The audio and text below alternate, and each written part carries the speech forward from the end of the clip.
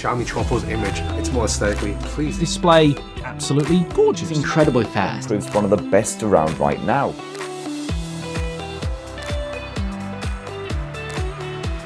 We have a triple camera, and this includes 3 50-megapixel lenses. Daylight photos from the main camera are really good.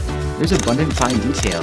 In darker environments, the Xiaomi flagship again proves one of the best around right now.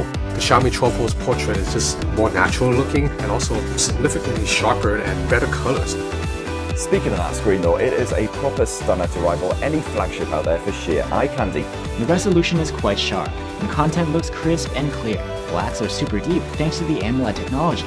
Now also with this phone we have 120-watt hypercharge. If you need to step out for dinner, just plug it in for 10 minutes and you will have enough battery life for the rest of the night. A very all-round competitive camera. They look very damn good. It's incredibly fast. Best around right now.